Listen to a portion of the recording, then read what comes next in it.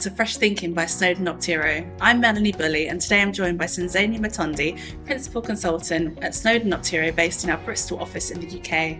In our previous episode, we discussed why the most expensive mistake in grade control isn't mining low-grade material, it's making the wrong decision about whether material is ore or waste. Today, we're taking that discussion one step further. If grade control is really about decision making, how do we improve those decisions? How do modern operations reduce uncertainty and minimize ore loss and dilution? That's exactly what we're going to explore. So let's start with something that surprises a lot of people. Can two grade control models report almost identical average grades and still perform very differently? Absolutely. And it happens more often than people realize. Imagine two models, both reproduce the correct average grade, but one accurately defines ore and waste boundaries while the other smooths grades across the cutoff. Globally, both models appear equally successful. Operationally, they're very different. The smooth model is much more likely to misclassify material, particularly around the cutoff grade, where mining decisions are most sensitive. That increases both ore loss and dilution. So average grade isn't really telling the whole story then? Absolutely. Mining decisions are made one block, one flitch, or one stope at a time and not across an entire ore body. Local accuracy is what ultimately determines operational performance. That's why modern grade control evaluates more than average grade. We also consider conditional bias, estimation support, block size, compatibility with a selective mining unit. Those factors determine whether a model can support good operational decision. Okay, that brings us to one of the most important concepts in modern geostatistics, conditional bias. What exactly is it?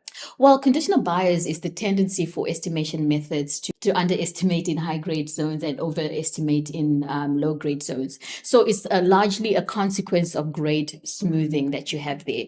Every estimation method averages information from nearby samples, and that produces stable estimates, but it also reduces the natural variability within the deposit. So you find that high-grade zones become less spectacular and the low-grade zones might appear better than they really are. Yeah, and that's particularly problematic around the cutoff grade. Yeah, exactly. That's where a relatively small estimation errors can occur, and they can change whether material is mined as ore or discarded as waste. So those individual decisions accumulate over thousands of mining blocks. Eventually, they appear as dilution, ore loss, and poor reconciliation.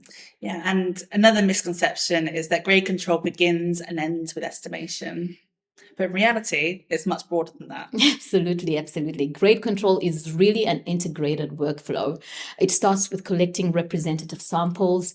From there, it includes your QA/QC, geological logging, density determination, database management, estimation, your dig plan generation, the ore markouts, the mining execution, stockpile management, and ultimately the mine-to-mill reconciliation. So at each and every stage, contributes to the final outcome. Weakness in any step will introduce uncertainty that carries throughout the entire process. So reconciliation really measures the performance of the whole system. Yes, absolutely. It's not simply an audit of the block model, it's an assessment of the entire ore control process. It seems that modern grade control is changing the questions we're asking. Instead of asking what's the estimated grade, we're asking something quite different. That's right. Today, the focus is increasingly on uncertainty.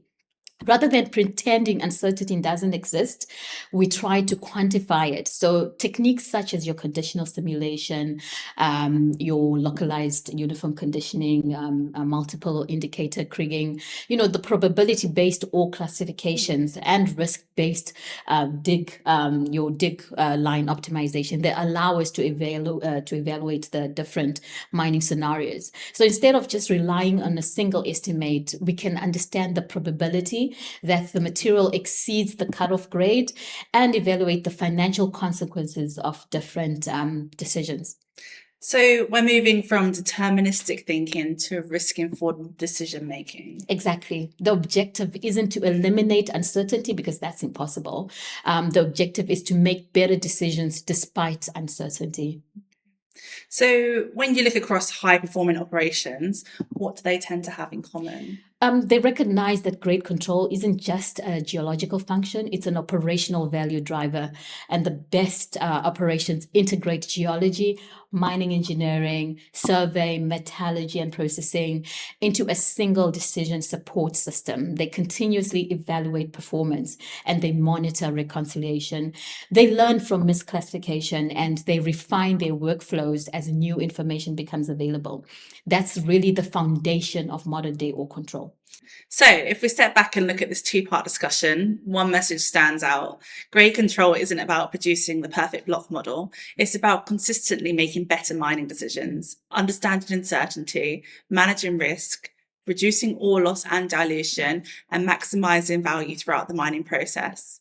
If you'd like to explore these concepts further, Snowden Optiro's Mine to Mill Grade Control Professional Development course provides practical training in sampling, ore and waste definition, estimation methods, conditional bias, reconciliation, and mine-to-mill optimization using real-world case studies and operational examples.